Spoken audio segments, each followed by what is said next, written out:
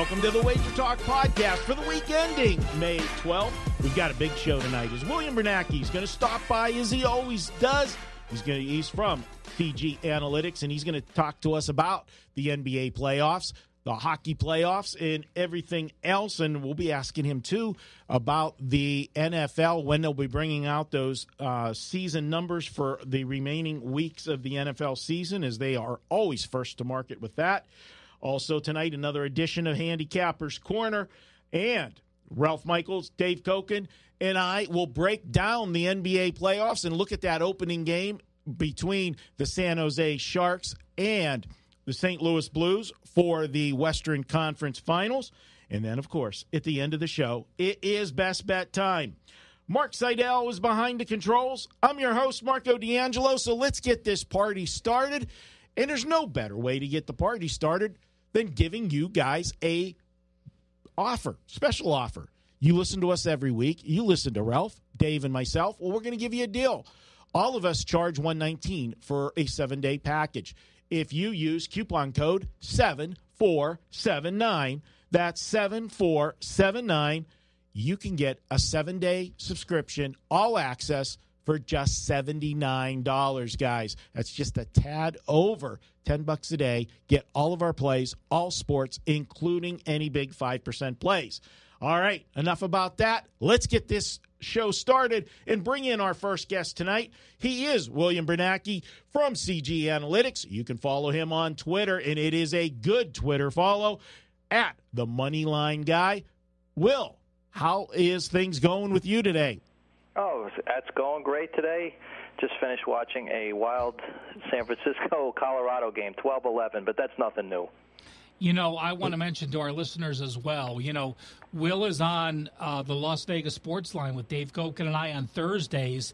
If you guys are listening to this early Thursdays and you want to know what's happening with the Thursday night action, make sure you go to the Las Vegas Sports Network. You can hear that show and hear about what Will's talking about Thursday afternoon for those Thursday night games as well. Yes, good point, Ralph. We love, our relationship with CG. Great information that they provide us, and looking forward again this coming football season when Will and Kelly give us that right before the NFL, about 90 minutes and stuff. So looking at that. Will, let's start with the NBA, because that is definitely what's on everybody's minds right now. You look at we're almost out of round two.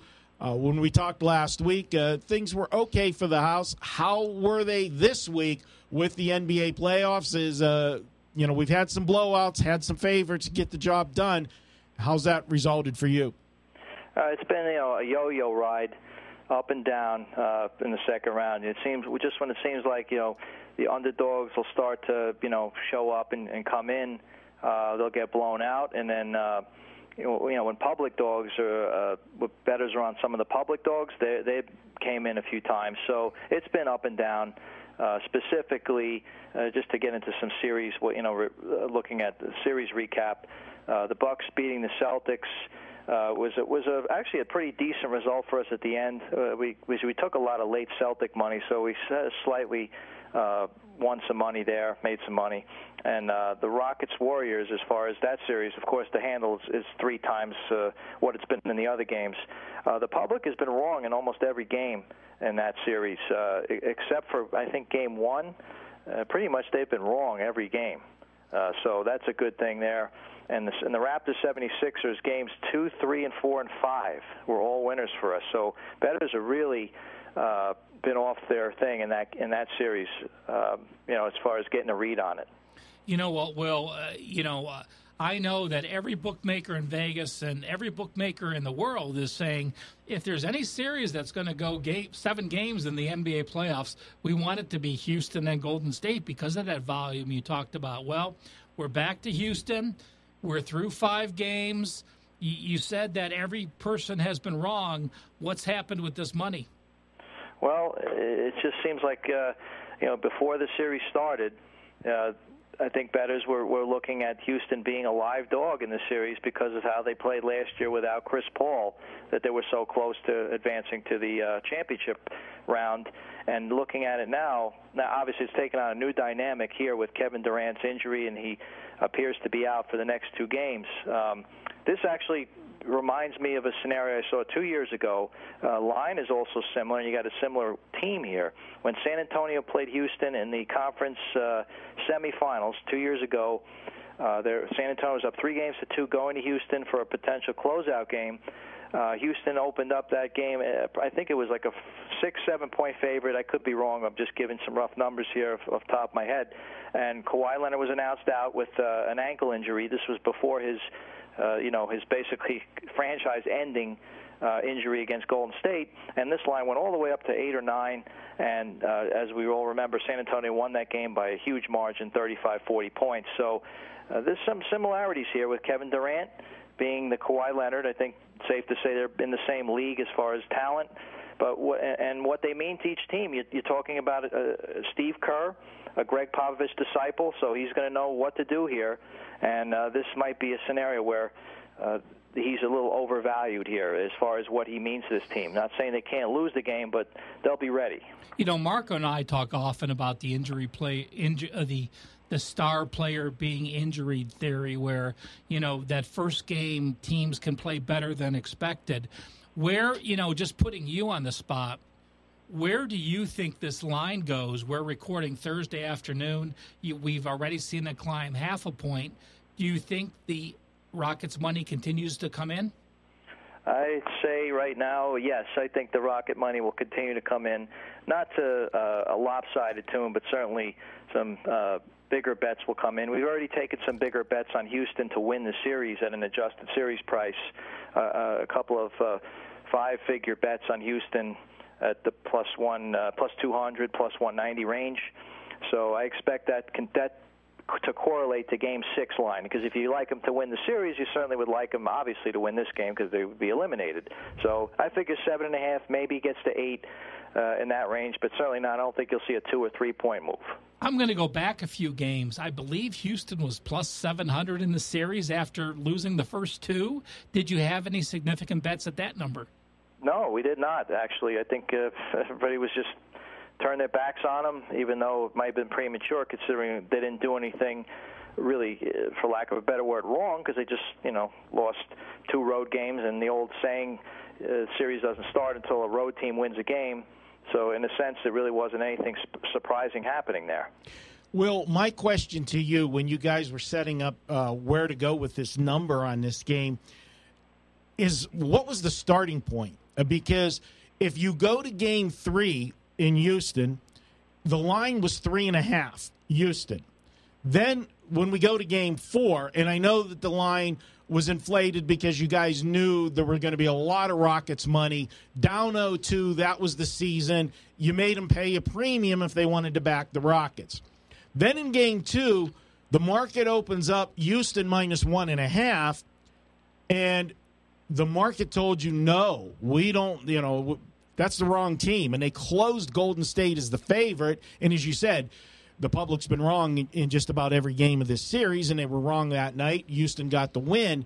So when you go to set this up and you assign a value to Kevin Durant, but where do you put that value at? Do you start it at where do you go between the 3.5 from Game 3 and the close of -1 Golden State in Game 4? So, is this, for me, I look at it, is this a move of 8.5 points from Game 4, or is it only a 4-point move from Game 3?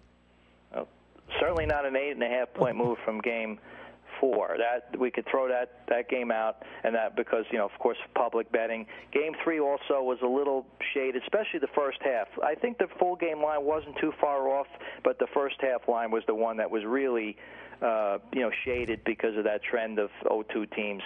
So let's just use a -3 here, at this point, because if everyone's healthy, Golden State has been about a 6-point favorite at home, 5.5, 6, and that usually correlates to the home team. If you look at San Antonio, Denver, that series, Denver home games, they were usually 6 to 7 point favorites. 6 points to open, sometimes bet to 7.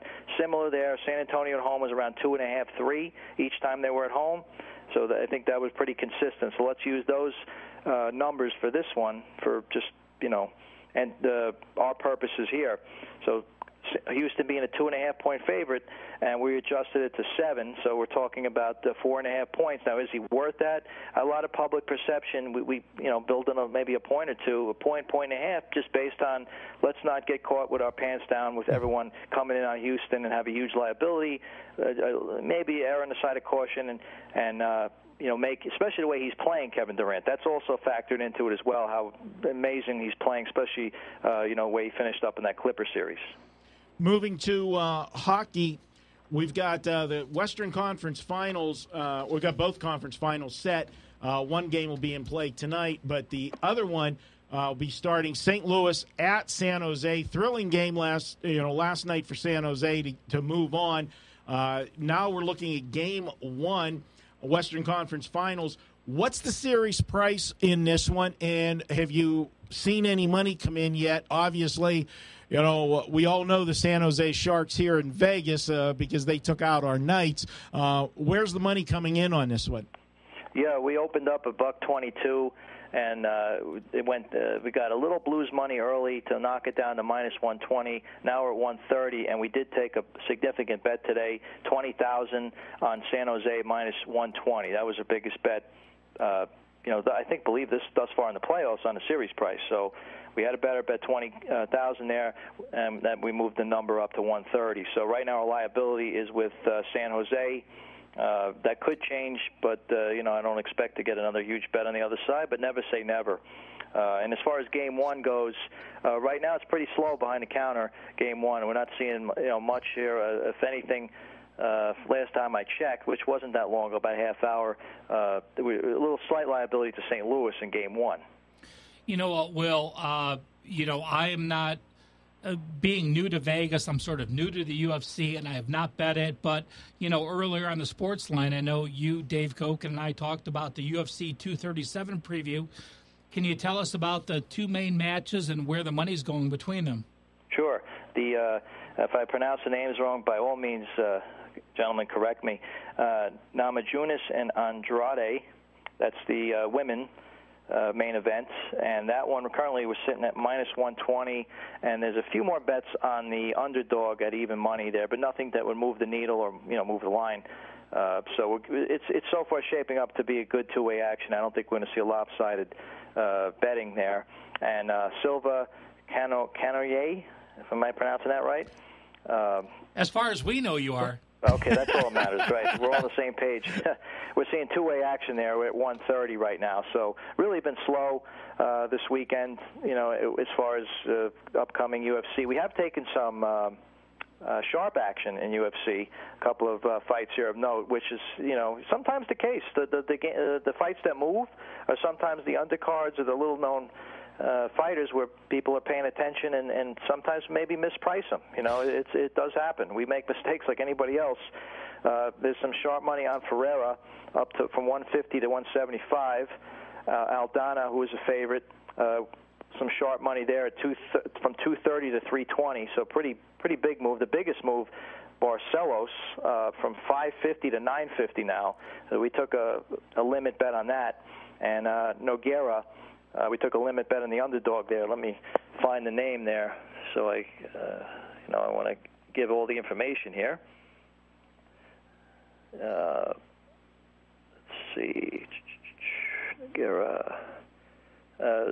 Nogueira is the dog, and Span is the favorite. My apologies. Span opened up 165 to 140. Nogueira, we took a limit bet on the underdog there at a plus 140. That was the bet. You know what? This one is what, in Brazil? Yes. Yeah. Yes. Yeah. So just a general question. When we have an overseas UFC fight like this, is the handle significantly more when it's in Vegas compared to this? Or is it even significantly more when it's in the States? Or does it just matter if it's Vegas or outside of Vegas?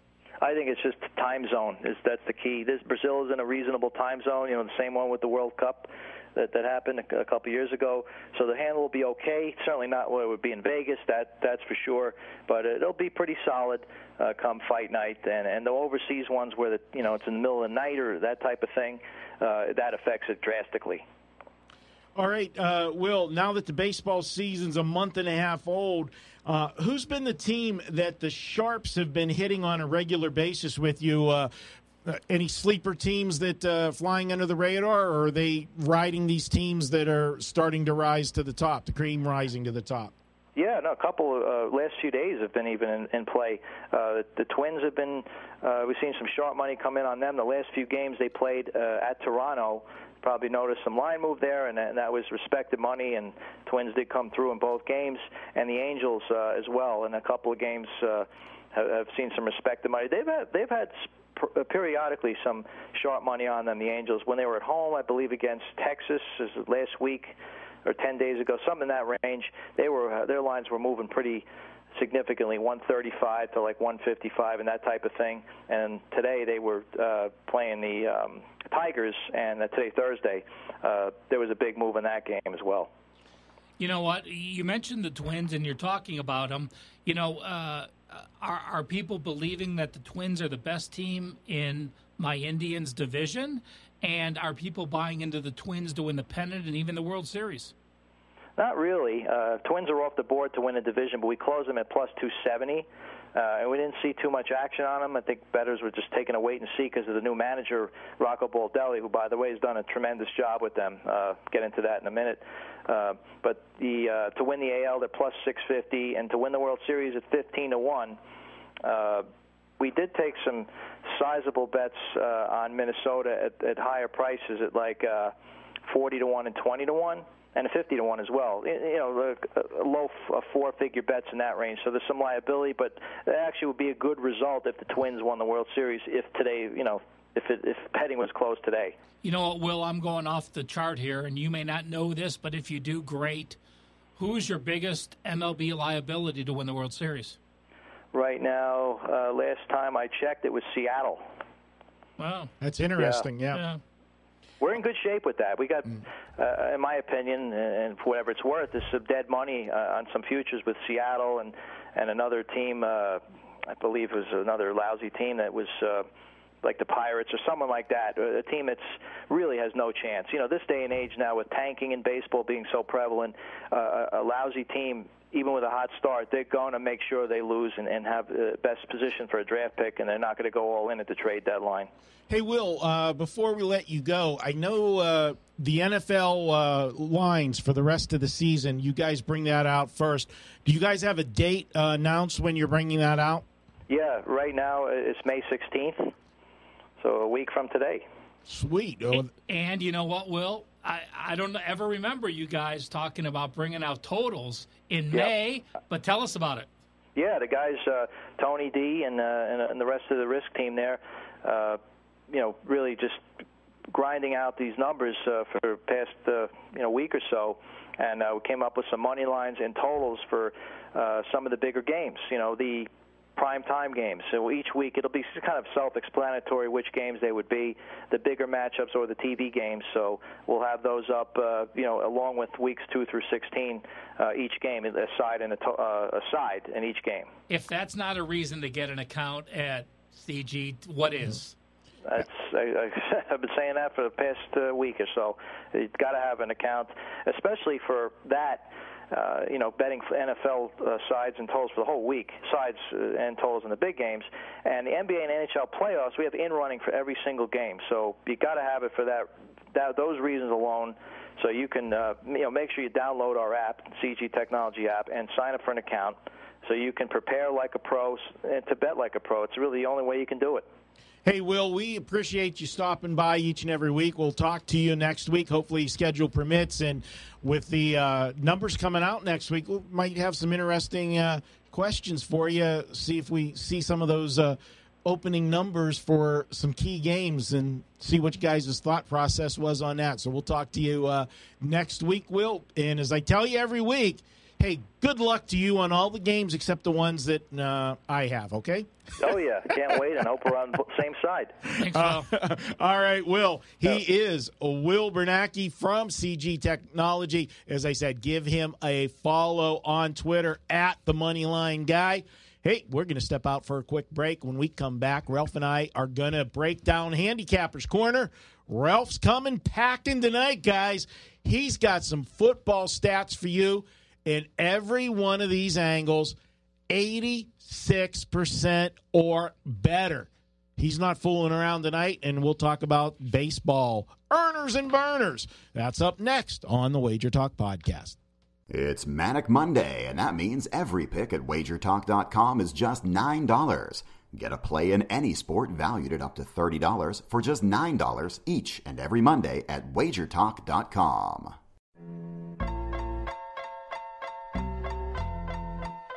Welcome back to the WagerTalk Podcast. We're going to take a look at Handicappers Corner. And Ralph, trends and angles, this guy's the best. If you follow all the stuff he does on Twitter, you can follow him on Twitter at CalSportsLV. Just puts out a wealth of information daily. You came packing today. This is May, and you're packing for college football season. You've got some angles for us. You brought us 12 college football angles, 3 good angles, 3 bad angles, 3 good over angles, 3 bad or 3 under angles. All of these 86% or better against the spread. That's some powerful stuff, Ralph. Where are we going to start? We want to start with the team ones and go there? Before I do, I just want to mention to people, again, if you follow Twitter at CalSportsLV, I did something today with first 5 innings. And if you bet first 5 innings, I'm going to be doing a lot more the next couple days. A couple examples.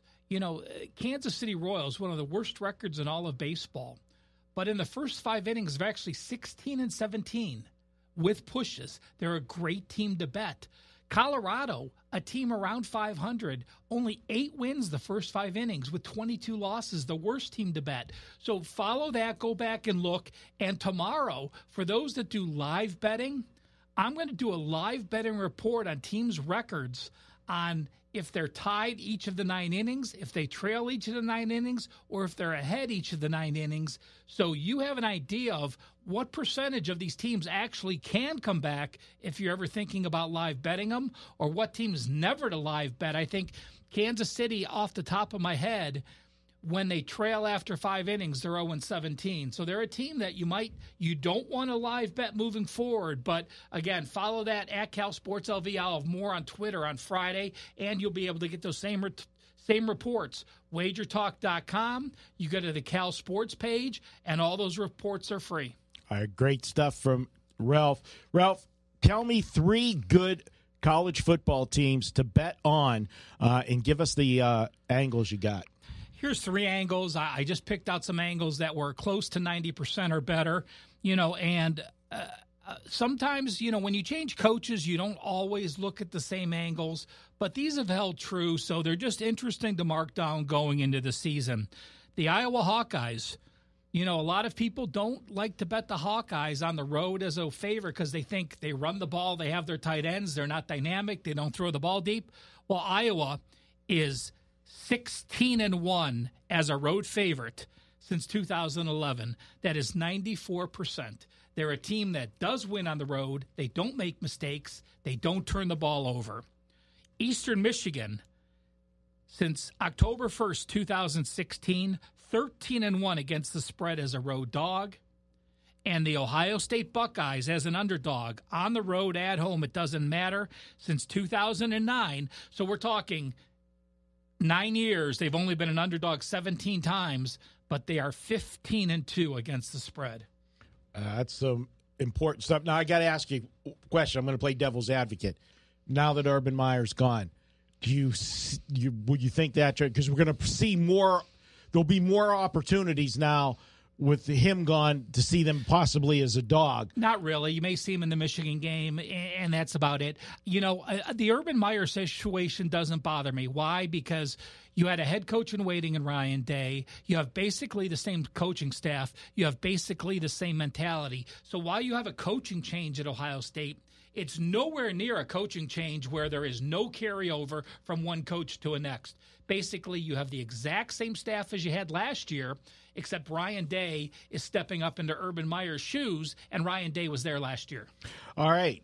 Now we had 3 good teams, and give me 3 bad teams, Ralph, because we know if you find something that's bad, you bet against it. You go the old fade route, and we're not talking about to the corner of the end zone and, trying to drop the ball in before the for the touchdown at the back of the end zone. We're talking about fading, going the other way. It can be just as profitable for you. Yeah, well, the first is in the SEC, and it's Kentucky. And hats off to Kentucky what they did this year. They got to a bowl. They had success. They had players drafted. Well, they're defense, buddy, defense. They're 0-10 as a home favorite since 2016. They're going to be in that role a few more times this year. And I think it's a situation where, much like we talk, it's tough to learn to win on the road. Well, it's tough to cover as a home favorite, to learn how to cover as a home favorite. They haven't done it. So that may change. We'll see. But again, going into the season, they're 0-10 as a home favorite.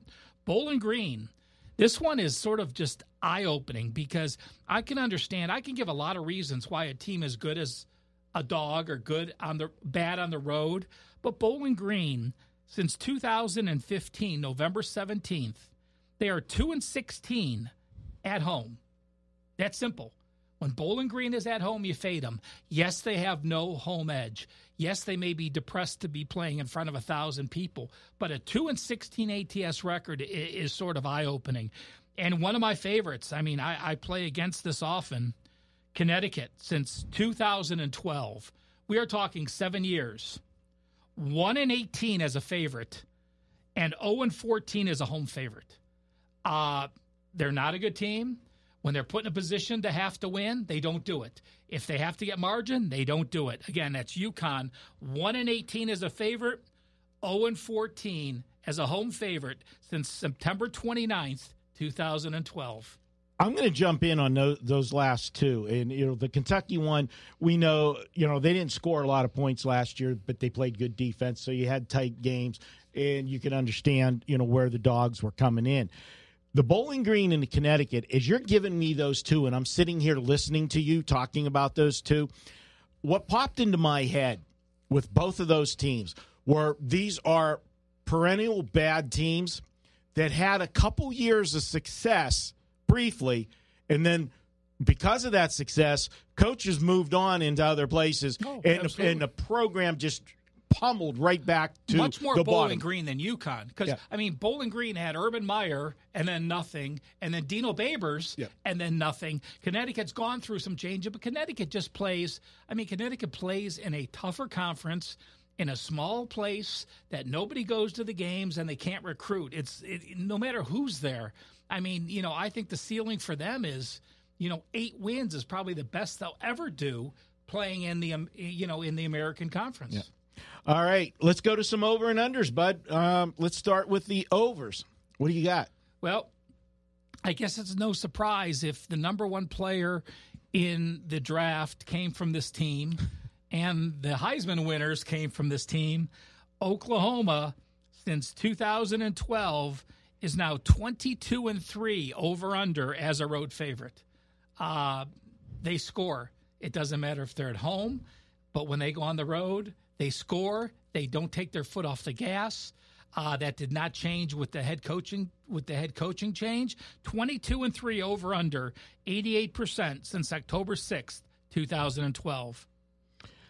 The next one, Oregon State, not a team. A team that doesn't score much, but a team that had a poor defense. But when they got behind, they never gave up and they continued to score. Since 2016, November the 12th, Oregon State now 12-1 to the over, 92.3% went on the road. So Oregon State 12-1 over-under on the road. And the last one is a team that this has saved me some games. I often like playing Army on the road and think the game is going to be under because when they control the tempo, they run the ball and they don't try to press it up. But Army's team of late, and when they're put in this position, it's not very often, they're 11-1 over-under as a road favorite. and they've been a road favorite more often lately. I mean, there's a big span in this where they weren't a road favorite for a lot of years because they were bad. But put in that spot, again, they've gone over 11 of 12 in that situation. All right, and Ralph, you didn't share any of these with me before we come into studio, so I'm hearing them. It's like unveiling draft picks and stuff, so I'm going to comment on anything that jumped out to me as you were saying them. The one with Oklahoma, 22-3, when they're on the road to the over. And the first thing that popped into my head here, and you correct me, you take less players with you on the road, correct? You Absolutely, yeah. You, the Pac-12, I think, takes the fewest. I think the Pac-12 has 75 players. So, I mean, this is like Nebraska and Oklahoma. I remember those Big 8 days. You used to have 120 players on the sidelines, and when you only take 75, you think that's 22 the first two teams on offense, 22 the first two teams on defense, that's 40, 6 special teams guys, that's 50. So you basically have 3 teams, and that's all. So, Marco, an excellent point that you make, that when you go on the road, you are limited by your roster in college football. So, yeah, so you got better players still on the field and they're scoring. At home, you could be playing 5th-string running backs. On the road, you're playing a 3rd-string running back. Yeah, because you got a big lead and you want him to, the home crowd, you want that guy to get his name in the book. So that's what jumped out to me on those 3. Let's go to 3 good under teams. And who do you got for us? Well, one is yours. You're familiar with the Pitt Panthers. They're now 0-9 over-under as a road dog. Narduzzi's there from Michigan State. He plays that same style. He likes his defense to try to get there. They've had the running attack. We've seen what Connor has done for the Pittsburgh Steelers moving up there. So he wants to run the ball first, obviously. Second, this one sort of surprises me because they've had good quarterbacks. NC State is actually 1-12 over-under as a road dog, and that goes back to 2014. So we saw the Boise State transfer go there, Finley get drafted this year, but still 1-12 over-under as a road dog. And the final, USC. I mean, how USC can go on the road and not score, it just baffles me with the talent they have at wide receiver and running back. And these guys can start for almost any team. I just blame the coaching staff. They're 2-12 over-under as a road favorite since October the 11th, 2014. Wow. Looking at those 3, I don't have one that's jumping out at me that I want to throw at you. The Pitt, obviously, this has been a team with the exception of that one season when they had Matt Canada was there, and he became the hot commodity. Went to LSU. For 1 year, then moved on. Went to Maryland because he took over as head coach, the interim head coach, and then took over. Yeah. So. Pitt, Narduzzi wants to do it and run the football, and in a league, and especially playing in the ACC, you're playing a bunch of teams in the ACC. And there's not a lot of defense in the ACC, so you're getting higher totals. Clemson may argue that point. Clemson will, but from top to bottom, you got more offensive teams than defensive teams in the ACC. You got teams like and you've had some bad offensive teams of late. Yeah. Miami hasn't been good. Florida State's been horrific. So, I think of the ACC as more of an offense, and they're getting some more talent in, and I think that's going to swing. Where if you said to me, which of these do you think would likely change? I would think the Pitt one would, because I see a change in the ACC, with Virginia Tech, you have Foster there as his defense, but the offense didn't catch up. I think I see a lot of offenses catching up in the next year or two. All right, Ralph, we're going to talk about some earners and burners in baseball. And I'll tell you what, we're going to start with the team that is in your division. We talking for the season? We're talking for the season. The best money makers so far year to date, and this is based on the units, not on the record, because we obviously know teams like the Yankees that are big favorites and Boston when they're big favorites. If you're 500, you're down a lot of units. If you bet $100 flat per game on each team, the number one profit maker, and I think right now, before it gets too far along and we see that Cleveland team of yours continue to decline, the Minnesota Twins I would bet him right now. No right question. I would bet him to win our division. I mean, with Kluber hurt, Clevenger hurt, nobody batting. Ramirez hit a home run the other night, but he's not hitting. We're hitting 200 against lefties. Completely agree. The Minnesota Twins are the class of our division. They are, and they are the the AL Central. Yes. They are also the class of baseball. If you played them flat units, you're up 12.6 units. So $100 wager, you're up $1,260 playing them every single game this season. And I think that because they are that, small market team, Minnesota, they're still flying a little bit under the radar. I know the Sharps are starting to jump on them, and I think they are a play right now in the futures market because I do agree with you 100%. They win the Central, and if you get into the playoffs, think about it. Last year, Barrios can go every 3 games, and that keeps you in the ball game. The way he's pitching. But the way it went last year, if the Yankees get healthy, you got Tampa Bay in the East, you got the Yankees, and if Boston ever figures things out and gets back in it and makes a run. But last year it was Boston and the Yankees battled all season long. Boston wins the division. Yankees have to face a wild card. You're knocking out one of the best teams in the American League in that wild card. You unfortunately got Houston left, but that's... You still do. But one of the things is it's going to come down... I think the wild card is going to be, is Tampa Bay win the division or do the Yankees win the division? The other one's going to be sitting there as a very good wild card. One of them's going to get knocked out of the mix. And I'm looking over the computer screen at Mark Seidel, Mr. Houston Astros, saying, the Indians lost Kluber, Clevenger. The freaking Astros have to have some injuries coming up here on their pitching staff. They've been so healthy for how many years? It's like incredible. They're eating a lot of carrots over there in Houston. The second team that's the profit maker, and I'm going to tell you, they are an absolute surprise to me. Saw them in spring training. I didn't know how this team was going to score runs this year, but they are playing very well, and that is Arizona. Arizona plus 8.4 units for the season, Ralph. This is a team, they're 21-16, but that 21-16 record, they are plus 8.4 because, as I said, this was a team that didn't get a lot of respect coming into the season, and they've played well. Well, you look at Arizona, they've played 23 road games and only 14 home games, and they're 14-9 in those road games. And on the road, they're a dog for most of the time. They've held their own at home. They've got a big homestand, I believe, coming up here. So if they play like they should at home and open up that home record, they're going to be a profitable team to bet the rest of May. All right, and to close out the top 3, we're going to give you 3A and 3B because they're very close. And these are 2 teams that were expected to be good this season, and they are. That's the Milwaukee Brewers and the LA Dodgers. If you bet the Brewers blindly, you're plus 6.8 units. If you bet the Dodgers blindly, you're plus 6.4. And for the Dodgers, to produce the profit, we know that the Dodgers are going to be a big favorite in most of their games, especially when they're at home.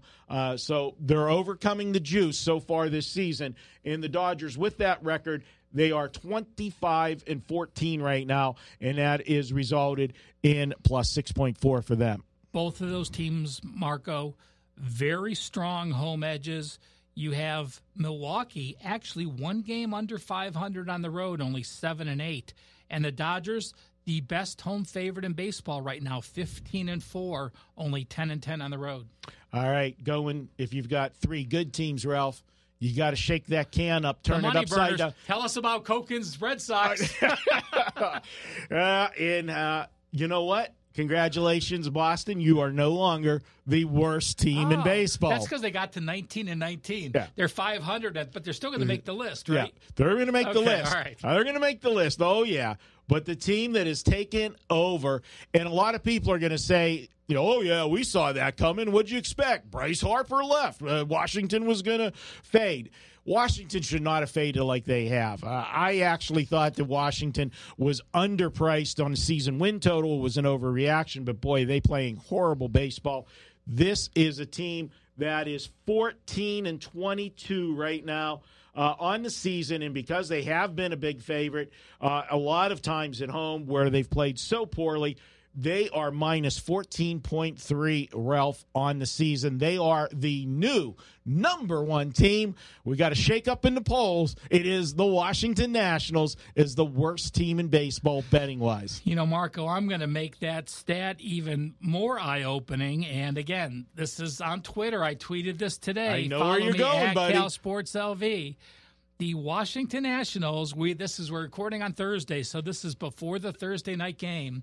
They're 1-12 the first game of a series. The rest of this games, they're 12-11. So Dave and I talked about this on the Las Vegas Sports Line. They're not.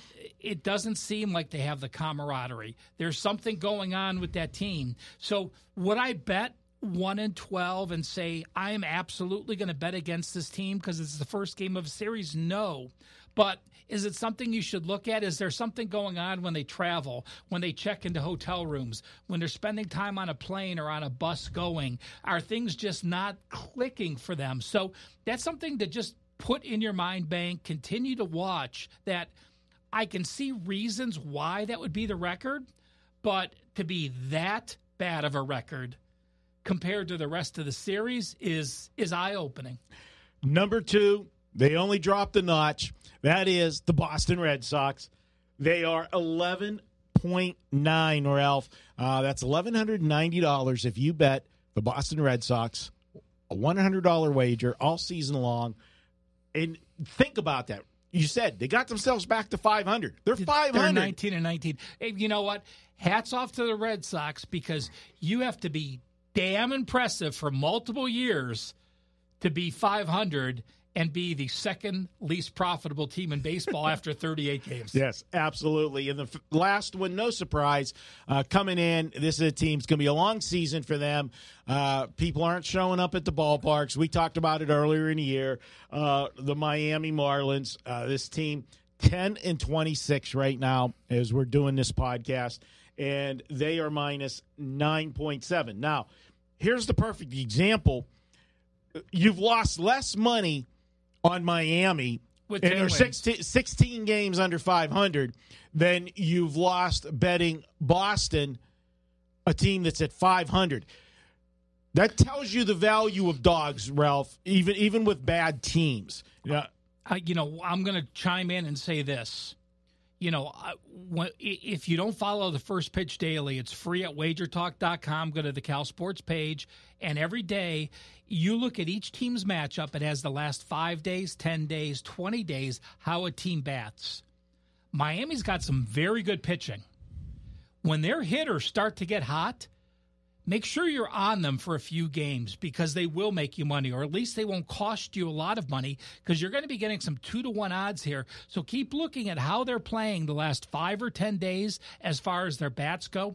Every team's going to go through a stretch where their bats get hot in a season, even Miami. It may only be a couple times in the year, but that's certainly a team to look at because their pitching is very good relative to their hitting. So, when you see those opportunities, jump up. All right. Well, we're talking about teams to play for the games, who to bet on, who to bet against. Well, let's talk about some hot over-under teams. And this team's been in the number one spot as the over team all season long. And they continue to do so, and they are extending their lead, Ralph, and that is the Seattle Mariners. 27 overs, 9 unders, 3 pushes, 75% if you just blindly bet Seattle on the over this season. And you know what? I'm going to go one step further as I'm pulling up my records. I know that if you're looking at Seattle and you're going to bet them on the road, you are now 16-4-1. There may be a half game off between different databases, but again, 16 overs, 4 unders. The next best team on the road is 14-9. No. So there's only a 5-game difference where the Mariners are a 12 or a 13-game different on the road. The second best over team in baseball is the Texas Rangers. They are 21 overs, 12 unders, 1 push. That's 63.6% to the over. Texas is a team that they play in a ballpark where the ball carries. Let's face it, that you get the ball out of Arlington. Now, things might change a little later in the year when you get to those hot, humid days in the summertime, the dog days of summer there. But right now, that ball's carrying in Texas. Well, I'll tell you what. This was part of the Joe's Angle of the Day on the Las Vegas Sports Line. You say the ball carries at Texas. The Rangers have gone over 8 straight road games. So, again, it carries both home and away when Texas is hitting well. And I think for the last 5 days, they're hitting over 330. And the last 10 days, they're hitting almost 290 as a team. Indians have one player hitting 290 as a player, let alone a team. Hey, the last 2 games of the Cleveland series, Seattle had 19 runs. Yeah, well. Okay. Thankfully, we only had to play 5 innings today because of a rainout. And Carrasco pitched all 5 and held them the White Sox to 2 hits. Yeah, so. For the Cleveland pitchers, it's been chuck it and duck it because the balls have been flying. Okay. Here's and the funny thing is we know Adam. Adam was doing some video. Adam Burke from Banging the Book and skatingtripods.com. Adam goes to every Indians game. And he goes, that poor kid. He goes, the one good thing about the Indian season is they found out a way to speed up the games. You just don't frickin' hit. And the last over team, probably a surprise, the Kansas City Royals. They have gone over 22 overs, 14 unders, and 2 pushes. That gives them 61.1% to the over. That jumps out to me, but I'm going to say it's because their bullpen has been so horrific that a lot of that is more with what they've given up than what they scored, but you have to look at both sides. And the team that heads up the other side of the ledger, the worst, the best under teams. Before you give us these, Marco, let me ask you this. Before you look at the list, or before you looked at the list, would you think the unders are more relevant because of an excellent pitching staff or because of a horrible hitting staff? Well, unfortunately, I know who the worst team is, and I know the reason for this team, and I'm going to say it's also why this team is the darling every day, so to speak, when you look at it. And Brian Leonard. Be Tampa Bay, then? It's going to be Cincinnati. Okay. This is a team that they don't have a good record, okay? But every single day, and I've texted back and forth with Brian Leonard. We've had discussions when we've been at videos and at lunch. Who keeps betting the Reds? Every day. You look at the line moves, and there's always money showing for the Reds. Now, today, Thursday, it didn't go that way. They were a popular team, though. I heard a few people talking about their season win totals. Right, exactly. And if you look at their run differential, their run differential's not that big, Ralph, yet they've got a losing record. So for the advanced metric guys say they should be playing better than they are. They should have more wins than they do, but they're not hitting the baseball. That's the problem. Okay, I can't see a better example than you saying that, Marco. Cincinnati is 16-22. They're 6 games under 500, yet they're plus 23 runs. The Atlanta Braves are in second place in the East. They are minus runs. The San Diego Padres are 21-17. They're plus 1 run. And as you said, Cincinnati plus 23 runs, but still 6 games under. Yep, and they are the number 1 under team as their record for the unders is 24 unders, 12 overs, 1 push. You look at that team, they are your number 1 under team. The next one, this one actually, I don't think you would have guessed this one, but it is the Toronto Blue Jays. They are the second worst, or I should say the second best under team. 21 unders, 15 overs, 1 push. Now, and I think 6 straight unders or 7. I mean, I know I followed them of late because I was watching when Vlad got pulled up, and then they won a couple games, and then they went on the road, and boof. I played against them a few times, thankfully. And you look at this one. This one's not a surprise because where an over-under is going to be determined many, many times is not with the starting pitcher is going to go out there and give you his 5-6 innings, most of these teams, but then you turn it over to the bullpen. and one of the best bullpens is the Milwaukee Brewers. So they keep a game in check, and they are the third best under team at 22 unders, 16 overs, 1 push, and that rounds out the top 3 under teams in Major League Baseball. Ralph, it makes sense with those. You always notice that there's going to be a bigger outlier as far as the overs go, because in baseball we talk about ceilings and floors. You can only put under for one team. You have to score 1 through 4. Totals, you can have 17 runs scored, exactly. And all of a sudden blow off the over. You've got with the overs, you got 2 things in play. You have a hot hitting team can take a game over the total by themselves, or the New York Mets bullpen, or a lot of bullpens out there this year, and so the double factor, and that's one of the things that we always make jokes of, and probably in baseball, it's the one where it does make the most sense. We know the public loves to bet overs. I've said it a million times. You set down 100 people in a room that know nothing about sports betting, and you give them a number for the game, and you say, do you want to bet over or under? I don't care what sport it is. More people are going to naturally say over, because the mentality in their head is the game's, you're never out of it. You're still alive until that game ends. But you know what? This is the one sport where it really does. You get that one bad inning.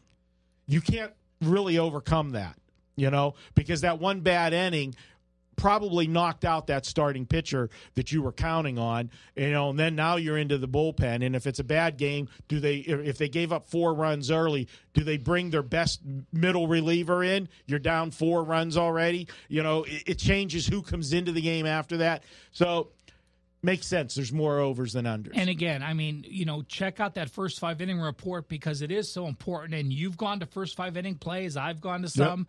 Dave Cokin uses a lot. Brian Leonard uses a lot. So I looked up right now, Marco, this year, the 2019 baseball season, we've had 546 games into the games on Thursday. These don't include Thursday games. The overs 274, the unders 248, 22 pushes. So 22.5% of the games have gone over this year. Average total 8.5. Average runs scored 9.26. So we have seen more scoring. And, I said this before my son was born. I said, when my son gets born, I'm going to tie his right hand down from when he's 1 year old on and make him a left-handed relief pitcher. And that is the best job in the world, because if you are a left-handed relief pitcher in Major League Baseball, it seems like you could pitch to your 45 and you got a job. There you go. Ralph's always looking for an angle there. And one last note I'm going to give you as far as those, when you should be looking at first fives and when you should. Use the data that's Ralph's telling you about, obviously, with the first 5-inning stats. But you need to look at box scores. And what you need to know, and we talk about Milwaukee and how good their bullpen is. If I like the starter for Milwaukee, that day, and Josh Hader did not pitch yesterday, I'm automatically, that's a full game play for me. And I'm not even thinking about it. If I like that starter for Milwaukee and Josh Hader pitched significant, at least against the non-conference foe. Yeah, he pitched. Non-division foe that's close to him. He pitched the previous day and had a high pitch count. I'm probably going first 5. If he happened to pitch back-to-back days, I'm absolutely going first 5, because I know I'm not going to see him come out of the bullpen for a third straight day. You have to understand who the closers are and how the manager uses them. One last thing that a lot of people don't know, the First Pitch newsletter that WagerTalk does daily, when you look at the team logs, it has how many innings the starting pitcher went. So when you see a team and a starting pitcher went 3 1/3, 4 1/3, and 3 1/3 in 3 straight games, you have to look at that bullpen usage. One place that I use is MLBDataWeather.com. They have great weather and they have great bullpen use spots that it's something again, people don't handicap the bullpen enough. It really is almost a third of the game. Starting pitchers a third, bullpens a third, hittings a third. Starting pitchers 2/3. Generally, 5 or 6 innings. If you get to the 6th inning, that's 2/3 of the game. All right, so you're going to split it. You're going to split it into 6. Yeah. 3/6 is the offense. 2/6 is 2/6 of the starter, and then 4/6 is the starter, and 2/6 is the bullpen. All right, good stuff, Ralph. All right, we're going to take a quick break, guys. When we come back, it's what you want to talk about. It's NBA playoffs. It's the big series. Golden State, Houston. How big is the Kevin Durant injury? Well, we're going to talk about that next here on the WagerTalk Podcast. Every Tuesday, WagerTalk.com offers a best bet selection from its hottest handicapper. It's a great way to introduce yourself to WagerTalk.com with a big best bet winner for just $2 on $2 Tuesday.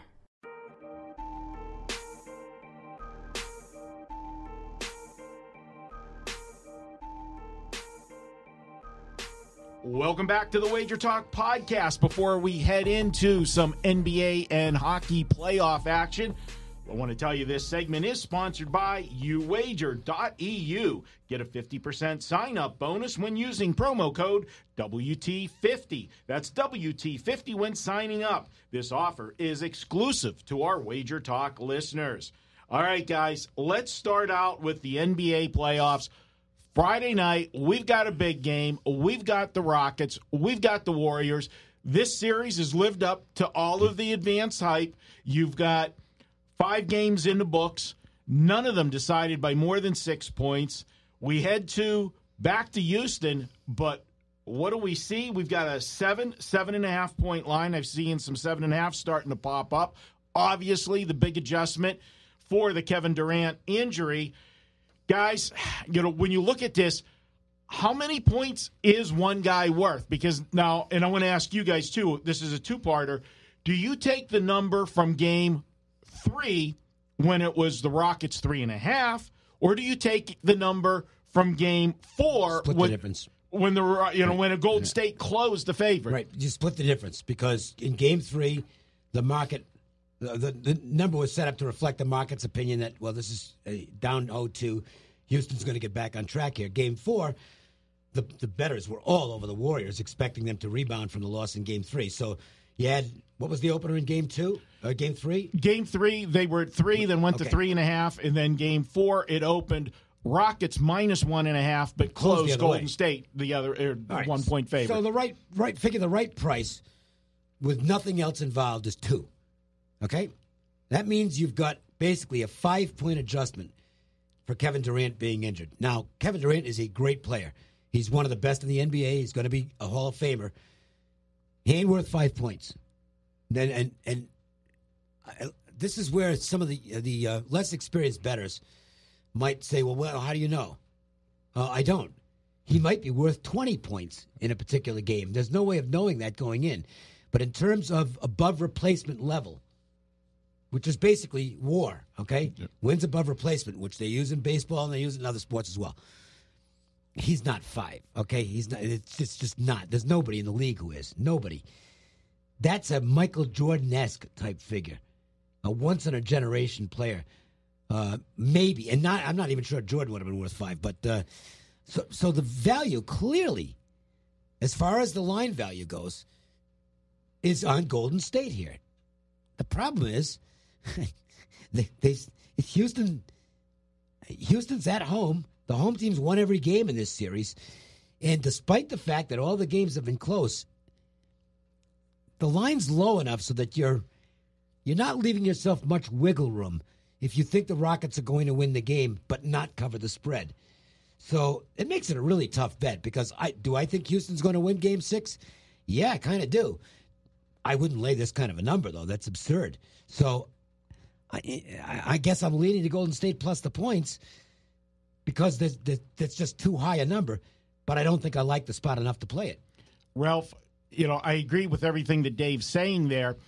But you've also got to say, if there's one player that's been on the Golden State team in this series that has been the best player on the floor night in and night out, consistency-wise, it's been Kevin Durant. Well, but very quickly, the Warriors still outscored the Rockets by 2 points after Durant got hurt the other night, and those 2 points were pretty critical. Absolutely. Game got tight down the end, and Golden State would have had their opportunity to be crying excuses like Houston did in the first 2 games, and now, Mark might shut my mic off for the rest of the podcast now, bashing Houston for their whining after the first 2 games.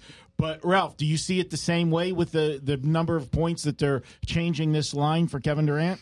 Well, a couple notes. I mean, since June 2016, the Warriors have been an away dog 7 times. They've gone 2-5 straight up in ATS. Does that mean much? Not really. But, the important thing to know when Dave's talking about WAR, the wins above replacement, we talked about this on the Las Vegas Sports Line, is that the person that's really going to fill in for him is Draymond Green, who, obviously Green was next to him, but Green's going to fill into his slot. And it showed when they went to Green as a must-scorer late in the game, he hit those threes. When you go to Green for the shutdown defense, he plays to a different level. So the important thing is, when you're talking about a WAR number, who is the guy replacing him? And here you have an all-star, an all-pro type player who, if that player wasn't there, would be putting up much better numbers. So you also have a situation, we talk about this often, the injury player system. When your superstar gets hurt, Houston doesn't exactly know what Golden State's going to do. Yes, they're familiar with Golden State, and yes, they saw him for a few minutes when he went out, but they don't know what kind of lineup they're going to come, so they have something new that they have to try to defend that they're not accustomed to, whereas Golden State knows exactly what Houston's trying to do. I agree exactly with Dave's sentiments. I don't think I'll be on either side. I think Houston wins this game, but there's no way am I going to give the best team in the NBA 7 points in any situation. Yeah, the thing that I feel that it's going to affect them the most, and I agree with you, Draymond Green moving into that spot is, he's not KD. Well, we're not even going to try to, consider he is, but he is a good replacement. The problem is it's what happens everybody else that moves in behind that. The Golden State Warriors were a team that's not a deep team to start with. They have all those superstars, but they're not the best bench in the NBA by far. And I think the trickle-down effect, we will see some of that. My only concern with Golden State is if they get out and the Rockets get out and get to that fast start. In the third quarter, if you're down 15, do the Warriors spend all that energy trying to get back in the game? Or at some point, do you say, okay, let's just, let's save some energy for Game 7 back at home when we got to get this? That's my only concern with it. But I agree with everything else. If I had to play the game, I'm looking at the Warriors at the inflated number. Here's your answer, Marco, in a live bet situation. If the Warriors are up 15 and they pull Steph Curry, then you bet the Warriors live, period. Then they're tanking. But until those players are playing and you have guys hitting threes, and we know anyone on that team, including Draymond, can play threes. And again, they don't have much of a bench, but you're talking about Green moving up a level, Iguodala moving up a level. Those players can start on almost any other team there are, and they're bench guys for Golden State. That's especially how good they are. Iguodala in the playoffs. I mean, he ripped the Cavs every year. I just can't stand that guy because he can beat us. Yeah, and he's a great defensive player. And the one thing that we have not seen in this series so far, we've not seen that breakout Steph Curry game. He has not had, a game where he's put the team on his back like Durant has. This might be the game that he needs to do it, and it would be a great time for him to do it. Going to be fun watching it, and it's, so many times we have all the hype all year long building to one thing, and then you don't get it. We've seen it with the Cavs, against the Warriors. Hate to bring this up, Ralph, but, okay, we're going to have that rematch, and then there wasn't much of a rematch. The Warriors took them out pretty quick last year. As a Cavs fan, I'm happy to get the one championship. And again, that was, because we played to a certain level, and the Warriors were just down a touch, and that's what has to happen to beat them. But this one has lived up to it, the advanced billing all the way. Let's shift gears, and Dave, I know this is your forte. Let's go to Saturday night. It's going to be Game 1 of the Western Conference Finals. We've got St. Louis here. Great story with the rookie goaltender. Mm-hmm. You talk about putting a team on your back. It's a great story, period, because if you go back to January 2nd, there's 31 teams in the NHL, and number 31 in points was the St. Louis Blues. Yeah. And here they are in the Final Four. Isn't that amazing? Yeah. Nobody tanks in the NHL. They keep playing in that league, which is why it's a better product than the NBA. And this is the result. It's not going to happen every year, obviously, but a team that looked to be hopelessly out of things and ready to start selling off pieces at the trade deadline, dead last in the league in points on January 2nd, and here they are in the Final Four.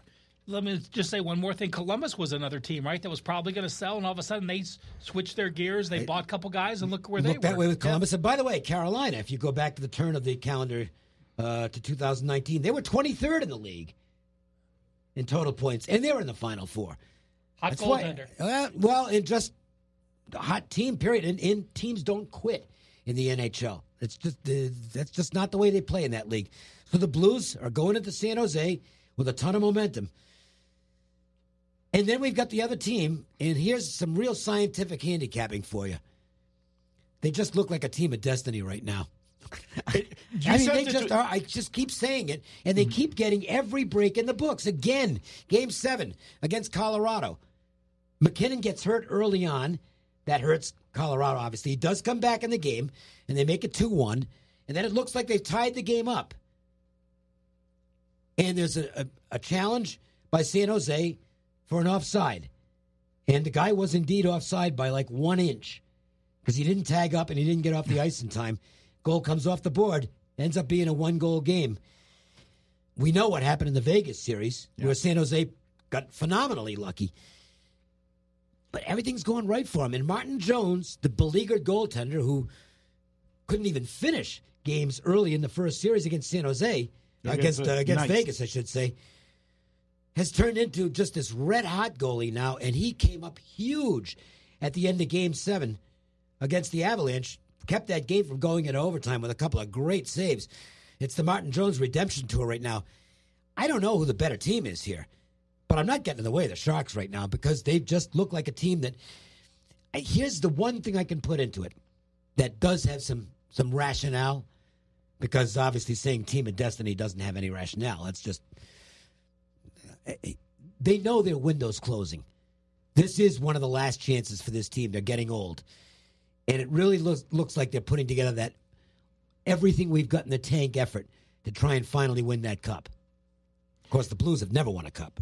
The Ralph, before I go to you, Dave, what I saw you sending some tweets out about that game last night, and everybody making, the Sharks lucky to get past Golden Knights. Sharks I heard all of those same things the whole final couple of rounds of the NCAA Big Dance with Virginia. Yeah. Everybody was saying the same thing about Virginia.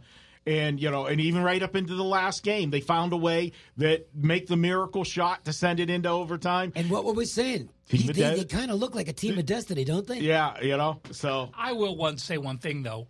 Virginia was, to start the year, my number one power-rated team. Yeah, right. A lot of people had them as a team, so they're not quite the same thing coming up from where they were and down and out. People just didn't give them any respect because they were in the ACC behind Duke, and no one thought they could get there. So a little bit different from that respect. And as far as my input on hockey, I'm a very casual fan. Whatever Mr. Dave Cokin says, I agree with. Good stuff. You look at a Game 1. They're only minus, I'm seeing some 121s out there. Line, ticked down a little bit. Opened up, I saw opening number of 135, and it's down to 125. Dave, do you see this public money or sharp money? How do you view it? I don't care about the public or sharp money. I've never given a shit about that stuff anyway. I think firstly, I'm going to lay out of the first game. This, to me, could very well end up being just what we saw in the San Jose-Colorado series, which was a complete zigzag. Nobody won 2 in a row. And I wouldn't be surprised if we get a pattern like that here. So this might be one where I sit back, watch the first game, kind of see how it flows. And if it's a game that looks like it could have gone either way and happens to go one way, I'm very liable to go the other way in Game 2. I think the home ice is going to be, not really meaningful. Hockey, it's the least. Yeah, home ice is the least valuable home in any of the sport, in my opinion. It's a slight edge is all. So it's not one of those situations where I'm going to fear betting into a home ice situation if a team looks like they might be the right side. You just don't, it's just not as pronounced as it is in the NBA. I think seeing the number and seeing it come down a little bit, I think the thinking is this is back-to-back 7-game series for San Jose, and I think they're going to feel, hey, they're just they're happy to have gotten out of that last series and they're catch their breath, and I think that's where St. Louis is off a long series too. They are too. They are back-to-back though for San Jose. Ralph, I'm just going to chime in, and you guys talked about the home edge in the playoffs. Database goes back to 2008. Home teams in the playoffs, every round, every playoff game, 6-17 and 500, 55%.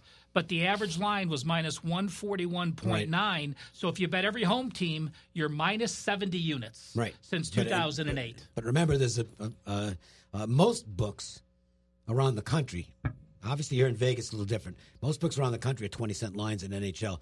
So just taking the other side would not have worked out either. Gotcha. Yeah, because you're only plus 8 units. Right. So you're basically break even if you're betting the road team, and even down. And that's on a 10-cent line. Yes, absolutely. All right, guys, we're going to step out. When we come back, we can't talk about any more NBA because we don't know if these series are going to be extended. We're taping on Thursday night, and both of those games are elimination games. I think there's going to be a good chance that one of those two series are going to go, at least one of them is going to go to the seventh game. So we can't really talk about those, but we will be back. Try to find you guys some best bets from Dave, Ralph, and myself. That's up next here on the WagerTalk Podcast.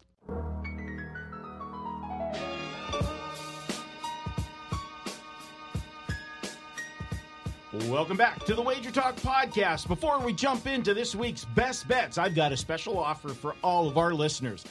We appreciate you listening to the podcast each week and listening to the three of us. So we're going to reward you with a special offer on a 7-day package.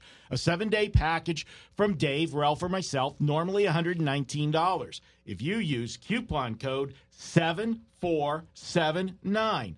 That's 7479. You're going to get a 7-day all-access package for just $79. Check it out at WagerTalk. Jump on board your favorite capper and ride their plays for a complete 7 days. That includes all sports and all of those big 5% plays as well.